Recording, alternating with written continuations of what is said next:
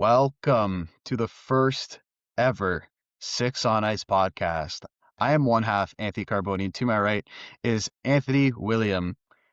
This is the first of many Six on Ice podcasts we are going to start doing. We are very excited. We were talking about this a long time ago. We now started to finally put the pieces together, and we are here to discuss. So, Anthony, if you want to introduce yourself to the people, I will let you start first. Sure. I'm Anthony William. I'm a blog writer for Six on Ice. I've been following the Leafs for a good 20 years now. And this team, even though it causes me a lot of pain, it's a lot of highs and lows, and I'm really looking forward to chatting about this franchise, this storied franchise, and all the ups and downs. Yeah, I mean, for those who don't know, I'm Anthony Carboni. I recently joined Six on Ice back in October. I've been writing for the blog, getting some articles out there, working on a piece right now talking about if Stolar should be traded. So that's going to be a topic that a lot of people are going to have opinions on.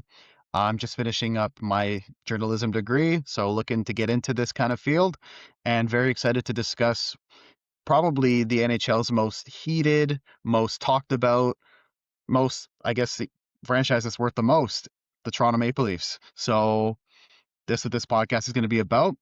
Let's jump right into it with the Leafs' recent play.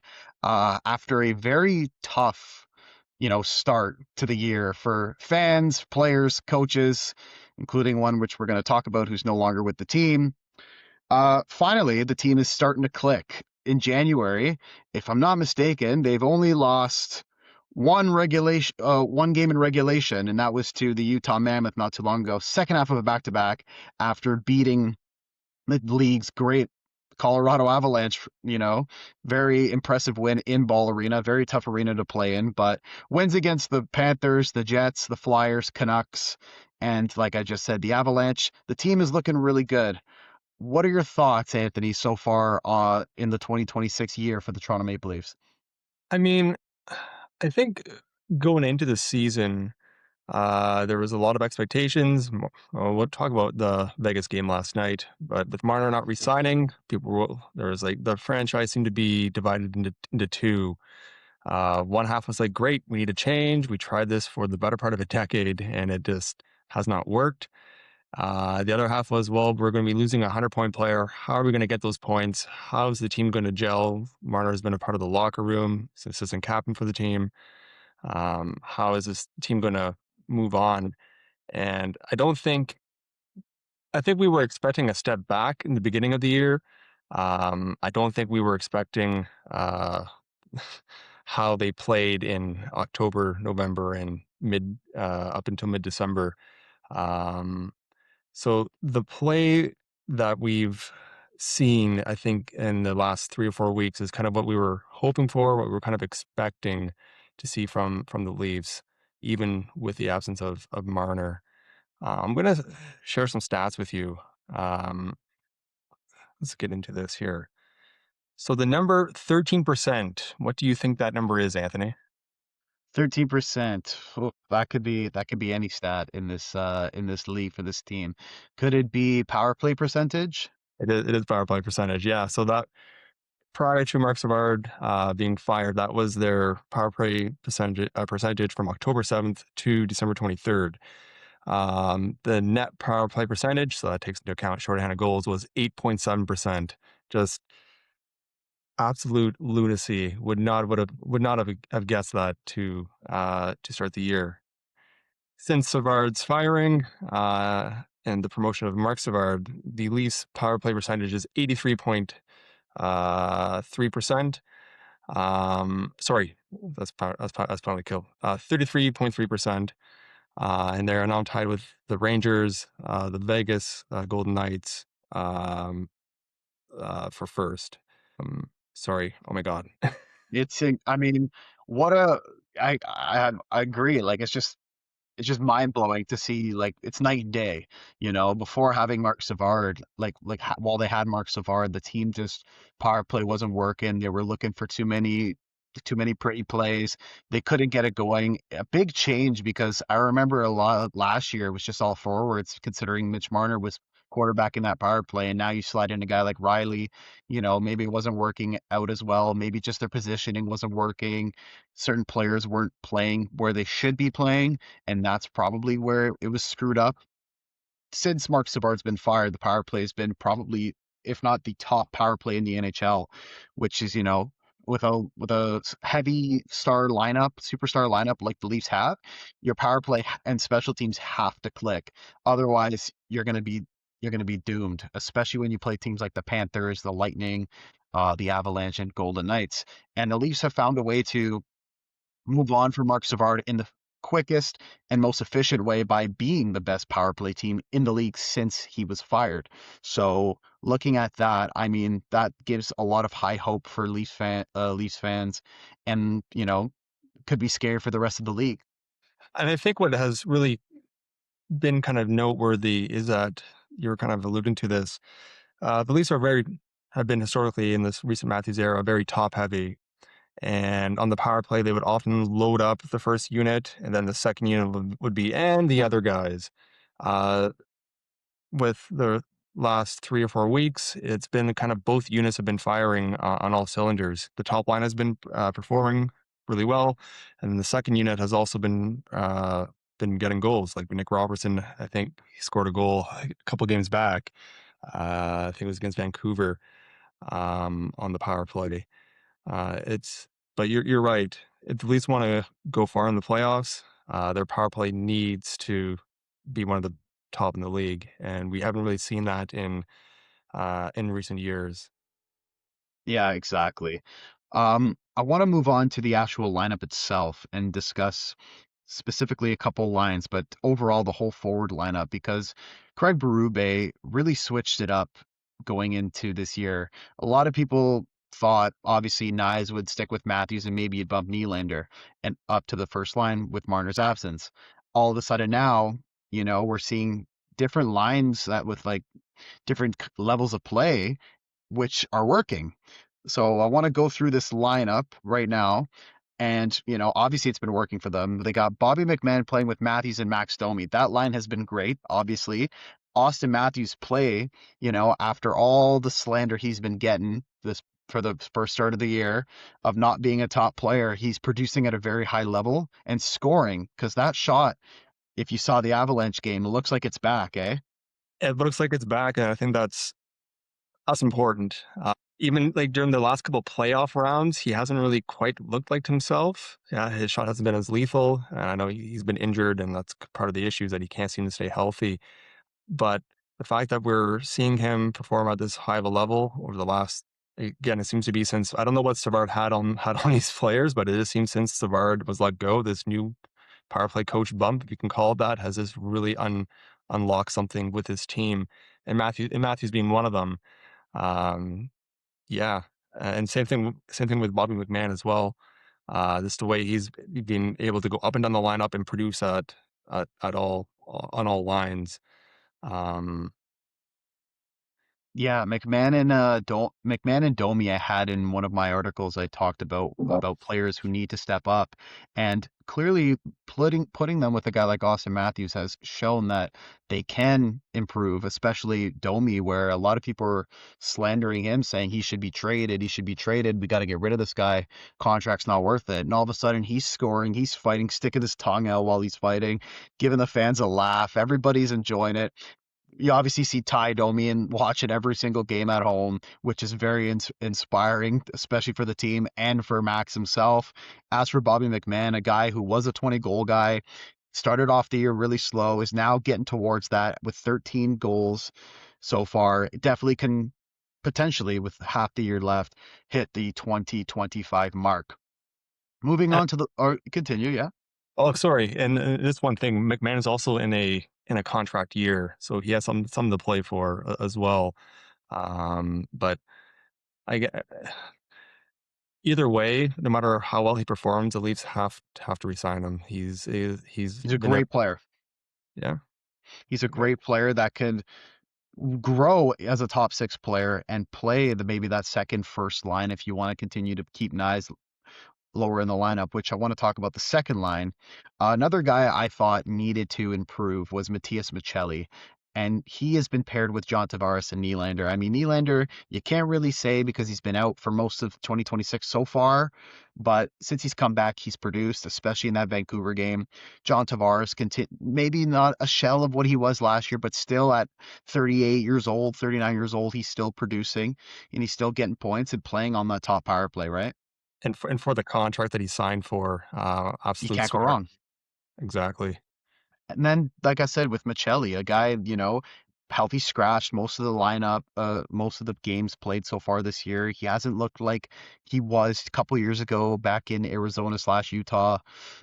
He's now finally found a spot with Tavares and Nylander, and it's looking really well for him. I mean, we're gonna see where because we don't have Dakota Joshua right now in the lineup, where I wonder who comes out with the team playing so hot. But I don't think you take Michelli out of the lineup now, especially if he's on first power play. Agreed. I think when in the offseason when we signed Michelli, I think we were looking at him as the Marner kind of replacement in a way, like the discount Mitch Marner replacement. And even from game one, you could see his playmaking ability and his like offensive flair and creativity. And you're right. I think when Joshua becomes healthy, like who do you take out? That's such a hard decision to make. And it's not just the second line. It's like all lines are like performing above expectations. Exactly. So it's going to be a bit challenging, but that second line is looking really nice, especially heading towards the trade deadline and postseason. Third line, you really highlighted the third line in our production for this podcast, talking about Matthew Nyes, Nick Raw, and Nick Robertson. Why specifically did you highlight the third line we need to talk about today? Well, the third line seemed to kind of vary, I guess, a little bit. The way that I've been seeing it has been centering has been Nick Waugh with, oh my God, what's his name? Matty Nyes, No, it was Robertson, Robertson and was it I just wrote, Cowan? yes, I just wrote an article about that. My goodness, it's Friday. Yeah, it seems that line in particular has really ramped up production. It seems to be a good mix of skill and grit. Nick Waugh seems to be a menace in the faceoff dot, combined with Cowan's speed and tenacity, and Robertson's always a dog on the forecheck and in the offensive zone. You have, I feel Robertson and Cowan can play each other's game very similarly, or they mesh well together with their speed game. It just seems to be an overall kind of a good fit of skill, grit, and I guess overall like tenacity. And I think Brube has been really been relying on that line as the games in recent games. Yeah, I mean, since Cowan had that little like stretch where he sat, he's been playing really well. The Philly game is what really speaks to my mind when after that crazy sequence in overtime, he comes in and buries the OT winner, especially in a game where you didn't think they were going to win, trailing behind 1-0 for most of it. And he's come out of that and played amazing. So it's good to see him playing well. Nick Waugh, I mean, coming from Vegas for one for Marner, didn't really get the greatest return, but it's something that they needed, which was center help and depth. And he has solidified himself as that third line center for the Leafs. And even Matthew Nyes, I mean, starting the year off like decent, starting to pick up the pace again, which is good. As long as the whole team is rolling, doesn't matter how many points you get. As long as you're contributing in some way, which we obviously see Nyes doing with his physicality and playmaking ability, and even scoring at some points. The team is just looking overall great. And having that third line where you can just throw different players together if it's not working is something that the Leafs have an advantage over multiple teams where a lot of people don't really gel well together. Whereas these guys have put together a great bottom six to where they can move up and down the lineup. And I think that's been part of the Leafs' issues is that the bottom six has not been a scoring threat like ever. It's again they've been so top heavy, but with the injection of Nick Waugh, the emergence, I guess you could say, of Robertson and Cowan has been decent. I think people are respecting Cowan to be the next Mitch Marner, but like very few players are the next superstar in the league. Then the fourth line, which we're gonna get to. Lawton, Lorenz, and I guess the last member has also kind of varied in recent games, but the fourth line has also been scoring goals. I mean, you need to have like third bottom six scoring is like I would say is a necessity for winning a championship, and it's kind of unfortunate. It really hurts me that it just took the Leafs this long to kind of figure it out. Yeah, exactly. So looking at the fourth line, it seems right now they've got Callan, which we already talked about, playing with the Rents and Lawton. Scott Lawton, I mean, I know a lot of people I know in my life that are fans of the Leafs were not happy giving up a first round pick and Nikita Grabenkin for Scott Lawton. But Scott Lawton has really started to, find his game with Toronto on that fourth line. Big goal in his return to Philadelphia last week, which was very big. He's been scoring. He's been great. A demon in the faceoff circle. That game against the Flyers, he was 19-1. I mean, if he does it get any better than that besides going perfect? I mean, absolute like beaut from Lawton in that game, and he's continued to be that like amazing fourth line center that you can honestly move up to the third line if needed, but he's been a great piece for this team, eh? 100%. Um, I think Lawton has been kind of, I would say, one of the driving forces of this Leaf lineup, in terms of, I guess, a culture kind of perspective. And we'll get into the culture kind of in a bit when we talk about the Vegas game and Marner and his departure and whatnot. But when the Leafs were really bad to start the year, and Lawton was injured, um, in preseason, and he missed the first several weeks of the season. And he came back. You could see he plays with passion. He plays with an intensity. He's a Berube player through and through. Um, and then he was injured again, and then he came back, and lo and behold, the penalty kill improved when he returned from the second time from injury. Um, yeah, that Philadelphia game. Personally, just I'm very pessimistic when it comes to this team. I'm like, that's going to be a scheduled loss. It's just big moment. I got flashbacks to John Tavares' return to Long Island. I'm like, okay, this is going to be horrible, and they actually pulled it off. And I'm like, wow, um, way to show up for Lawton, because he's shown up for this team like every single shift.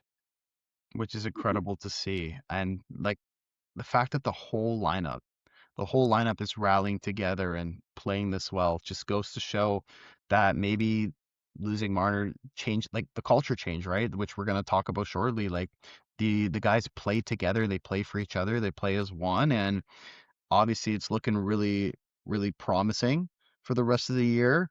Uh, in a tough Atlantic division, it's gonna be very difficult, which I kind of want to talk about in a little bit.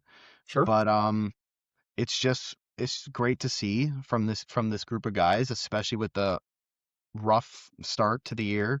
It's better, obviously better now, but it's just crazy to me to see the change from what happened 2 months ago, even a month and a half ago, up until now. It's very impressive.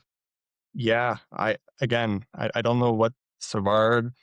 Maybe he was a bigger issue than we thought. I don't. Usually, you see a new bump, kind of a new coach bump with a head coach being replaced. We saw it when they fired Babcock, brought Sheldon Keefe. Same thing with Keefe, and then Berube. Well, Berube was in the off season, but I never seen it with a power play coach. But it just seems to work. Um, yeah, It seems to be working tremendously, which we are going to talk about the culture change now, I would say, sure. because changing the power play coach is part of your culture change. The Leafs were when Matthews and Marner came in, they were young, looked promising, and now like and Nylander are now the veterans of this team, and now you're bringing in more guys that have veteran experience. It's an older team. It's a maybe a bit slower team now. Um, Even with coaching, like the Leafs have always had an offensive driven coach, and now you get a guy like Berube in his second year, and it's completely different mindset, completely different mentality. And battling through these injuries, like Chris Tanev, like being out a lot, like a lot of the year, could potentially miss, the rest of the season. And the guys have battled, right? The guys have battled hard and are continuing to. I mean, still without Anthony Stolarz, mind you. We got to give props to Hildeby and Wool for standing on their heads. But what do you think the culture change has been, and how impactful has it been, especially this year with a rough start and now with a great start to the year? I think this team needed a little bit of adversity. I think for the last 9 years, other than I guess the first season with Matthews, they've kind of just skated into the playoffs. They would just like when you look at old gameplay footage, I can't see Sheldon Keefe or Mike Babcock being like, "Yes, don't dump and don't chase or don't play with intensity." It just seemed they were um, had this sense of, okay, we'll show up in the big moments, but I think it's the devil's in the details. You need to play each and every game hard. You need to play it consistently to build up those habits. You can't turn it on like a light switch and expect to go far into the playoffs. So I think the fact that they've had, as you mentioned, all the injuries, and they were so horrible to start the season off, and now that they're kind of turning it around, the vibes are this different. Like seeing some of the post game interviews with like Cowan's, I guess, viral TikTok dancing video, and the group just like having fun. They look like they're having fun, and from a I guess, a larger kind of culture kind of perspective, the Leafs tend to be very corporate. They don't give any details on the injuries. They don't. Um, they seem to be snuff out any kind of personality. But then you have people like Lawton who just speak their mind. You see again, like I mentioned with like Cowan and Robertson, and just everybody seems to be having a lot of fun. And I hope they can carry this momentum for the rest of the year, and hopefully they make the playoffs. They're not in the Right. playoff at the moment. So Right, exactly. Just seeing the way the guys are in the interviews, having a little bit of fun. I mean, we saw with Berube early on in the year joking in practice, even last year, joking about some of the things in practice. I think it's beneficial for a team to be more like that instead of very corporate heavy, like always got to be professional. Sure, you can be professional, but like have some fun with it. Like the league needs to see more of like the Seth Jarvises, right? Because that's what everybody loves to see is some personality with these NHL players because a lot of them you don't hear they don't post on social media. You don't know what's going on in their lives. You don't know if they're a fun person or not. So it's really interesting to and amazing to see that with this team, especially with the personality and the charisma on this roster itself. And as the years have gone by, the players have improved, like and have, gotten better with that. Obviously, it takes time, but it's looking really promising for them to be, a more entertaining team and more lovable, watchable team. and I think that's the key part. Like they're lovable. A couple months ago, they were not lovable. Now they are. And the one thing I do see a difference of is that they're sticking up for one another on the ice. It was during the Vancouver game. Wool was this old school like Ronnie Hextalling some Vancouver player just unprompted, and I'm just like, oh, jo- Joey Wool, what? You're the big friendly giant, and it's just um, the players are like playing for one another. And I don't want to compare them to the Jays World Series run, but you can kind of see the boys love playing for each other, and we're starting to see that kind of with this Leafs team. They're they're battling for each other. Callan was getting into a fight the other game, and there's like Domi just like egging him on. Laughing. Yeah, is having a good time. So I think I agree. I think And it's I just And I think this is also due, like the way they are acting right now and the way they're playing. And I think this is due to them maybe not being in the playoffs and maybe chasing for the playoffs because expectations are lower, considering we have a very tough Eastern Conference. It feels that with the less pressure they have, the better they play. And right now, they're playing some of their best hockey we've seen all year. yeah, and I don't think that Eastern conference race is going to go away anytime soon. Seems one team wins a game and then the other team goes on like a 5 game win streak. It's just like, oh, Exactly. And like it doesn't help either when a lot of these Atlantic Division teams are playing each other every night, which I want to, well, we'll talk about in a sec, but just the culture and everything that the Leafs have gone through, especially this year, it's looking that it's going in an upward direction and hopefully a postseason appearance because they'll, I guess, continue their record of, longest consecutive years being in the postseason. This would be number 10 or 11 in a row that they've made the playoffs if they do end up making it. So that would be really impressive. But it's obviously harder when they play in the Atlantic Division. Now, the Atlantic Division, I've been saying for years, is the hardest division in the National Hockey League, with teams like Montreal, Detroit, Ottawa, Buffalo going through rebuilds and retooling. Those teams, besides Ottawa, obviously, right now have skyrocketed as the Detroit Red Wings and Habs are fighting the Tampa Bay Lightning for the first division spot. Yeah, it's kind of impressive how fast, because like I think like last year, let me look this up. But last year, I think Montreal squeaked into the playoffs. Yeah, Yeah, in their last game. and Detroit didn't even qualify for the playoffs last year, and they seem like completely different teams this year. Um, yeah, it's gonna be tough. It's going to be It a battle. and Tampa Bay is always good. Uh, Florida's always good. Even Boston right now, I think, is in one of the wild card spots. It's Boston and Buffalo, which I'm very surprised at. Buffalo in their last 16 games are 14-2, or 15-2 in their last 17. They are on a roll right now. The Habs are playing well. The Red Wings are playing well. Every team in the Atlantic Division besides the Senators are playing well, and it's not good for the Maple Leafs. So what they have to do to combat that is to ignore the noise and just play their game and continue to play their game and not worry about what other teams are doing. And from there on, it's anybody's game.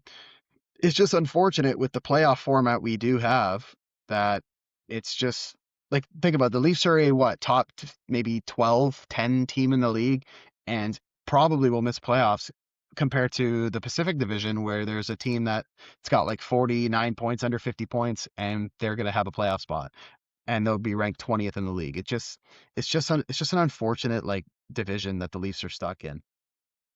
I agree. I would rather go back to the one versus eight format kind of thing, or one versus 16 format.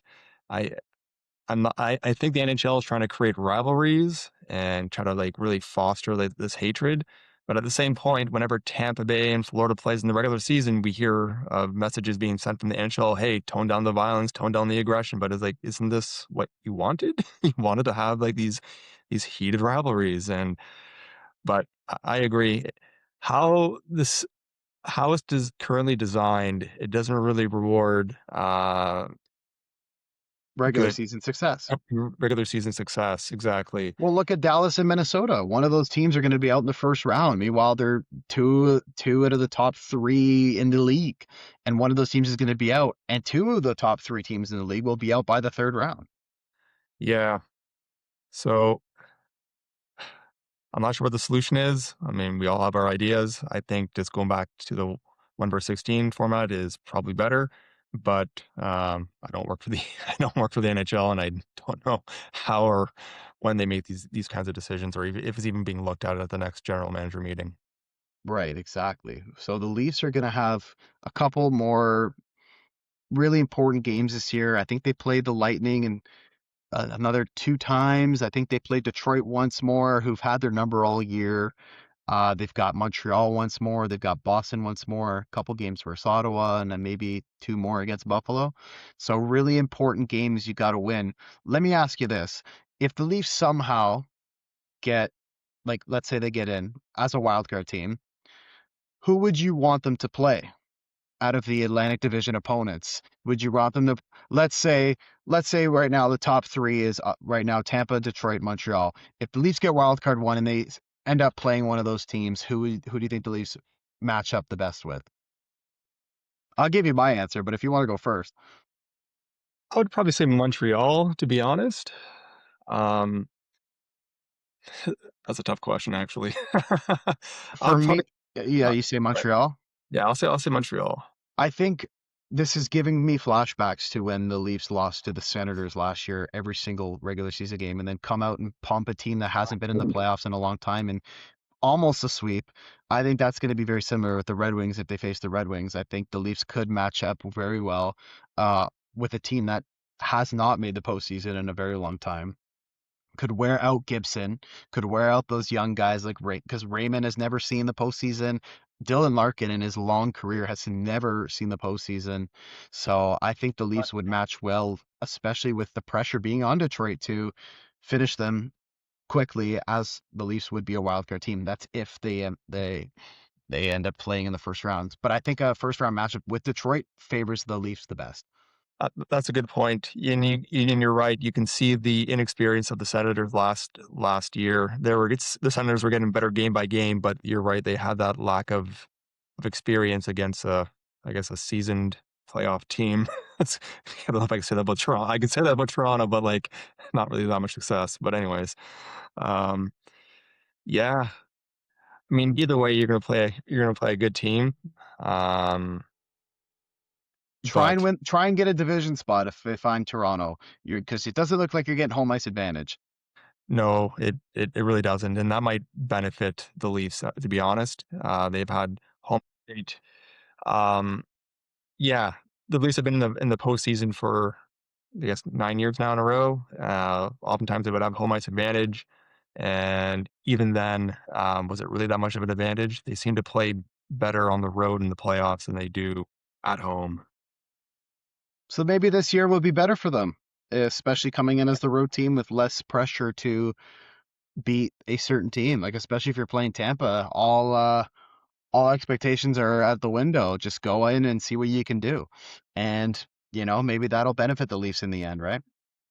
Yeah, no, I think that's a good point.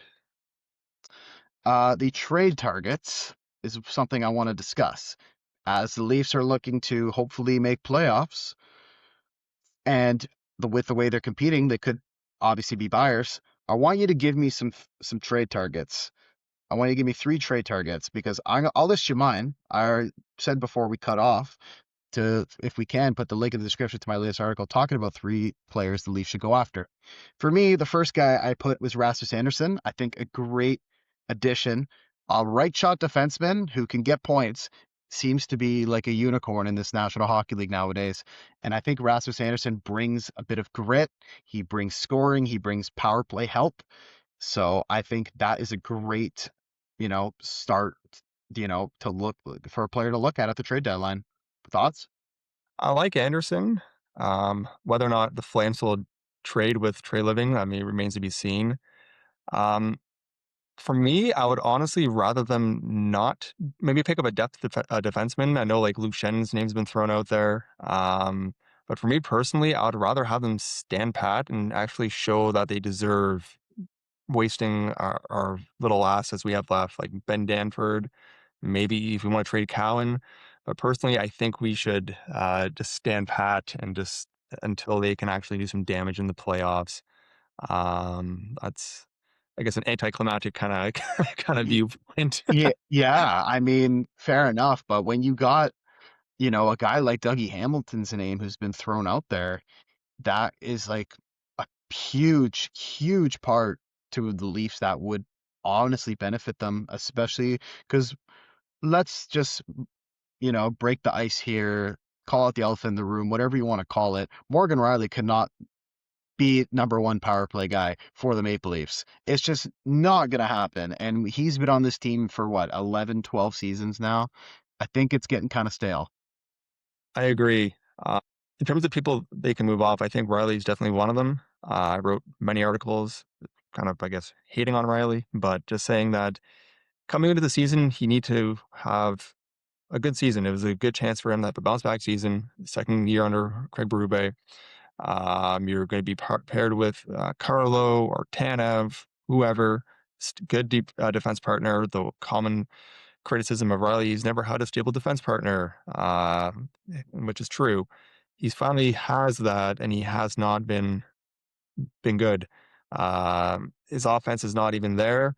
Um, and defensively, he's just been a mess in his own end. So I agree. I think I'm okay. I think you've convinced me, actually. Um, yeah, I'm okay moving off Riley. I know we've discussed Domi and he's kind of finding his groove, but if there's a trade to be made, like what assets would you have to give up to get Hamilton, assuming Rielly would waive his no movement clause? Like, what kind Well, of assets would have to get it done, I wonder? you also have to remember too, like for the past couple years, like the Leafs are not in like the future mode. Like I've been questioning the way why the Leafs haven't been pulling the trigger on, you know, draft picks and prospects. Like why Nick Robertson, like I feel like a couple years ago would have brought you a solid piece back. Maybe even like Cowan at the time before he even stepped foot in the NHL would have brought you back a big piece. Look at guys like Tampa Bay, look at Florida trading all their picks and prospects and winning Stanley Cups. It's something that, especially with when they had Matthews, Marner, Nylander, all like quote unquote, maybe even in their prime, just entering their prime, looking the best that they have, and you didn't pull the trigger and bring in assets that could help you in the postseason. Like last year, why was Seth Jones not available? I mean, that would have been a great add to your defensive lineup. Just met like one of many, names that, were lost in with other teams and arch rivals all of a sudden, right? And now I feel like the Leafs should continue to do that and go get someone else. Like Doug, if Dougie Hamilton's name is out there, I'm picking up the phone and saying, Fitzgerald, let's go, man. Like we gotta make a deal here. You guys are not making playoffs. We need a right shot defenseman who can quarterback a power play. Give me your player here. What do you want? That's what I think the Leafs need to get into. I mean, they kind of did that in 2023 when they got O'Reilly and they made it to the second round for the first time in like over a decade. Um, but then they got their they got it handed to them by Florida in the second round. For me, I don't really think the team has demonstrated. I see your side of the argument, right? It's like they're in a win now window. Matthews is gone in 2 years, potentially Yeah, gone in 2 years. Nylander's getting older. Nylander's injured again. And celebrating his goal to make it celebrating his 2-0 goal last night against Vegas. He injured himself in the celly. That's kind of it's kind of funny. it's kind of funny. But historically, Nylander has been a very healthy guy, at least in the regular season. And now we're starting to see kind of father time kind of take his take take his pound of flesh from Nylander, I guess you could say. Um, so I do see that point that yes, pump all assets to build the best team possible. But what has this team done to really deserve s- spending what little assets we have left? You think of like Tampa Bay and Florida, they've had like playoff runs where they made it to second round consistently, third round a couple times, and then they continue to pull the trigger. I think up until this point, anyways, and we'll see how the rest of the year shapes up. I think the core just like, good players individually, but just together, it just hasn't worked. So for me, I don't know if it really warrants, say, Ben Danford, Cowan, Robertson to bring in I guess, a big name player. But on the flip side, though, you bring up a good point about Morgan Rielly. Yes, I think we should absolutely, if we can, and he's willing to unload or waive his no move clause. Absolutely, if there's a trade partner for Rielly, and maybe he might do well under Sheldon Keefe in New Jersey to get Yeah. that to get Hamilton, that could be kind of interesting. But um, I'll be Well, surprised. you bring up Florida. I mean, prior to when they went to the Stanley Cup final against Vegas, couldn't even remember the last time the Florida Panthers made the Stanley Cup playoffs. All of a sudden, you trade for a guy like Matthew Tkachuk, right? And a big name player. All of a sudden, he comes in and they go far. And then you bring in Brad Marchand. That was a perfect player that the Leafs could have gave up some assets for. And those teams are not afraid to do those things. And I feel like Toronto, if they want to become a top playoff team, you have to pull the trigger. And maybe eventually you lose in the long run. But if you're looking for a cup within the next 2, 3, 4 years, you got to give up a prospect, a really high prospect. And that's where I think they lost to Tampa Bay and Florida was not being able to pull the trigger because who knows? Maybe they could have got Brad Marchand in last post or last playoffs. What that could have done for the team, or like it Maybe he doesn't. would have with Toronto. Yeah, that's good. Maybe it would have re-signed with Toronto, right? At the end of the day, like the Leafs, they were willing to give up some pick. Like, let me ask you this: a first round pick for Nick Foligno was that a good deal for them? Not at all. No, was giving up a first round pick for maybe Brandon Carlo a good deal? No, right? They've Yeah. given up like terrible like great picks for like kind of shitty returns, if you ask me. So I think what they need to do is figure out, who's on the market. Obviously, you want to trade for a good piece, but really consider trading some of your prospects, especially if you're in a win now mode. So are we kind of seeing then kind of the culture of Toronto of being kind of scared to Big make moves. make a big move then? You look at the Raptors and they got Kawhi, Kawhi Leonard, Leonard, even the Jays trying to pitch the back of the Brinks truck for Otani, and then trying bringing Otani, Tucker. Soto, like everybody. They're trying to bring in these big guys, right? So, yeah. So, what is it about the Leafs then? About the front office? Maybe some of those. Maybe is Brad trade living? Is he concerned or scared he's going to make the same mistake that he made with the Kachuk trade?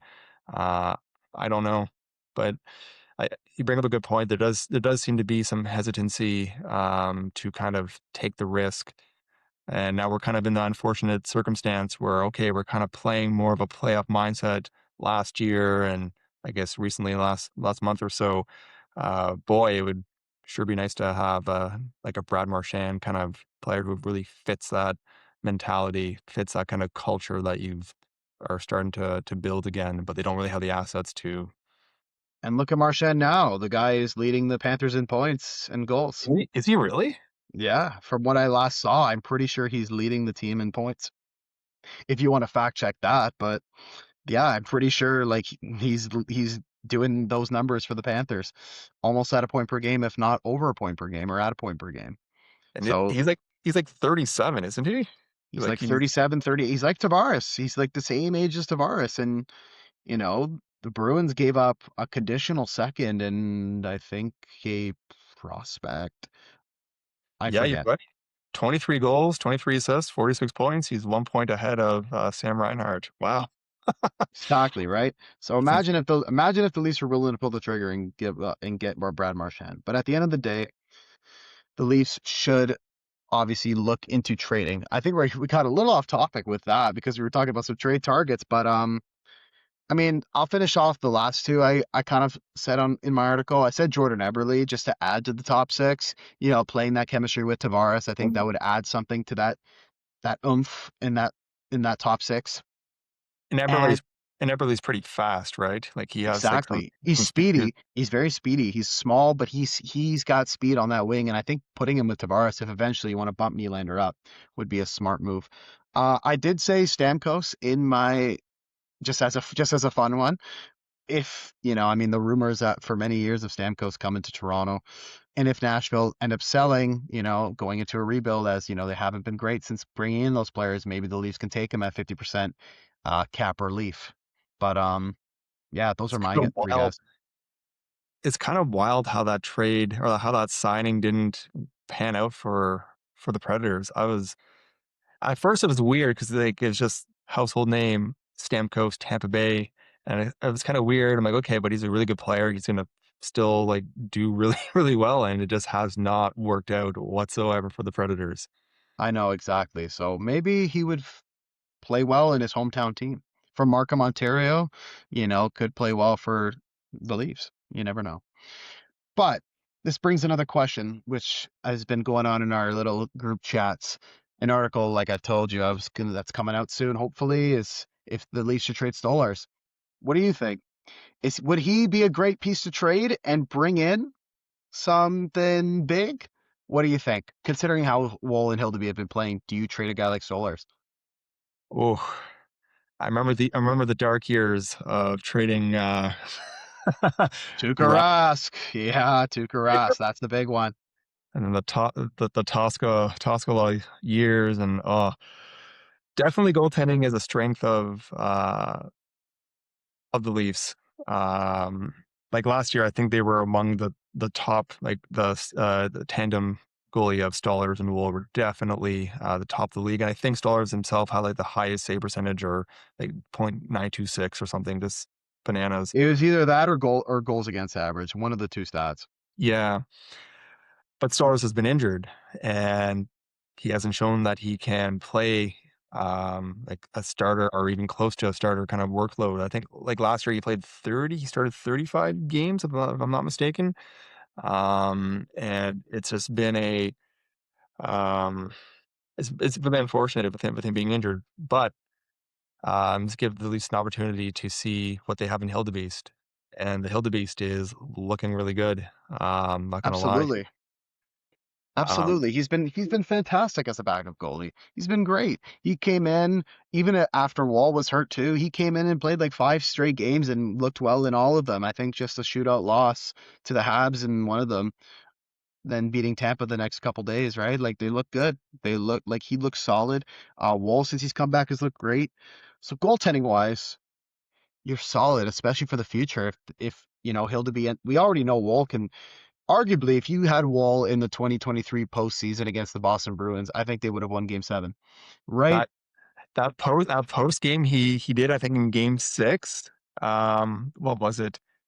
It was like, I hope, oh, what was it? I can't remember the exact wording, but it was just like, yeah, rally behind Wall. And then it's like, yeah, Wall's not going to be in game 7. We're like, oh, Exactly.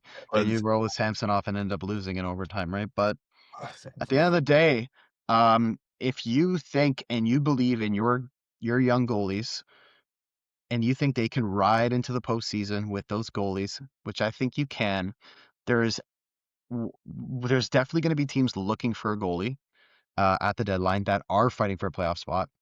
Why not throw Stolars in the trade mix and use him as a lure to bring in some other pieces? I mean, the Devils goaltending it right now doesn't look that great. Maybe you get something back in return there. I don't know. right. Maybe you send him Calgary's way, considering you always, it seems to me that Dustin Wolf will play like 70 something games and they don't trust their backup in Devin Cooley. You throw Stolars there, maybe get something in return. I don't know. But my whole point of this is that you can use Stolars to your advantage in a trade. To that, I say, though, what if Hildeby falters in the playoffs? What if Wool falters in the playoffs? If one of them falls, you have the other to rely on. But if both fail, right, that's the other argument is you don't have that. For me, maybe what would be ideal is that Stolars comes back and plays well and you send Hill to be down. But if it comes to where Stolars might not even play because we don't know when he's coming back, the timeline is just We have no not, idea. no idea. So very, concerning. But at the end of the day, we're gonna have to see what happens. But you can't argue that it's not a bad idea to look into trading one of your three goalies. Maybe, I mean, I'm leaning towards Stolars just because of his age, and you have two up and coming young goalies. I think you could use him as a trade piece and bring in something big. That's true. They also have Akiyamov, who's the starting goaltender for the Marlies at the moment. He seemed decent at times, so maybe there's something there. So, what would you say then? What are the Leafs' trade assets if they wanted to bring in, say, a defenseman and like a top six player? What would you say the top Leaf assets are? For me, Anthony Stolars. I think that's definitely some like a piece that you can lure out there.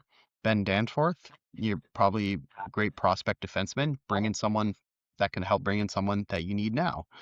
I mean, Easton Cowan, you could always throw. I mean, if you're willing to just throw Fraser Minton to the Bruins for a first, I mean, sure, fair, all game, right? You might as well look into trading Cowan at that point too, if it can bring you something that's valuable.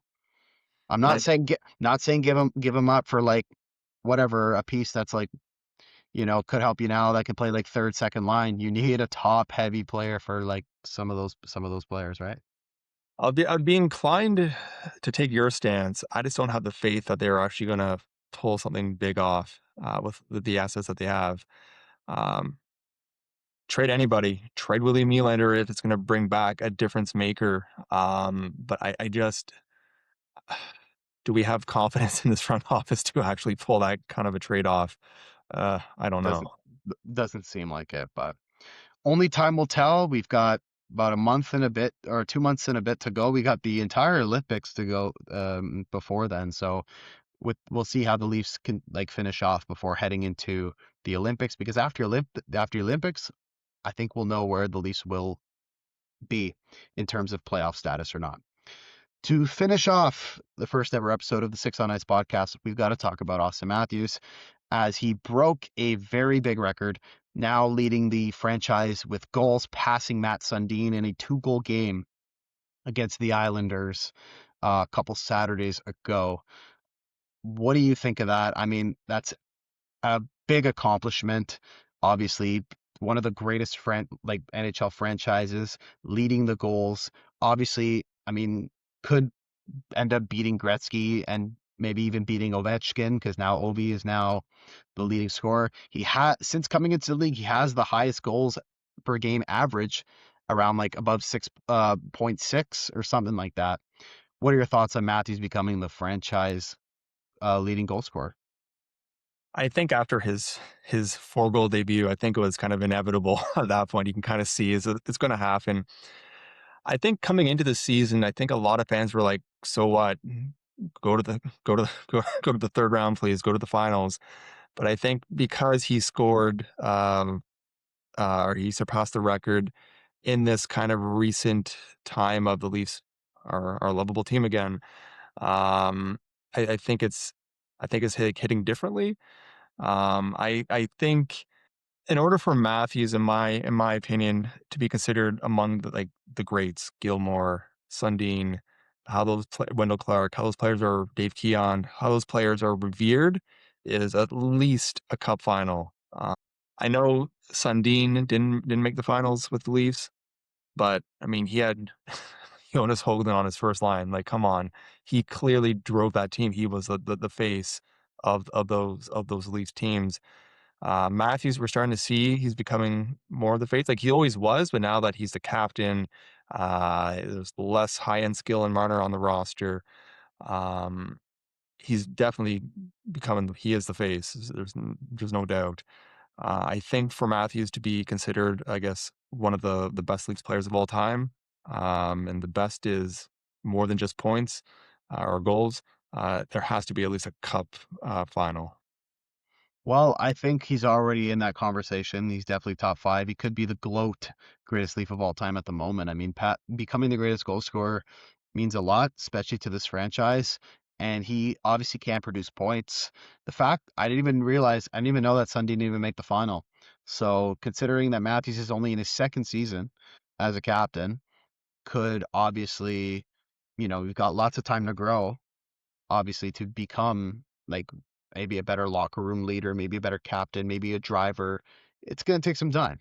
And, as we're seeing like him grow as a player, maybe like as with the way they're playing now, he's looking like a strong leader leading the team right now with his scoring ability so far. But only time will tell. That's the thing. Only time will tell. Right now, he's definitely in that conversation for greatest Leafs of all time.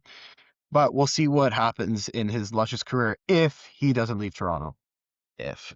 Yeah, I'm looking forward to all those rumors in a couple years. It's going to be a media circus. My question is like, why only sign a 4-year deal then? I mean, are you giving the Leafs a window for your prime? By the time his contract's up, he'll be like 30, 31 years old.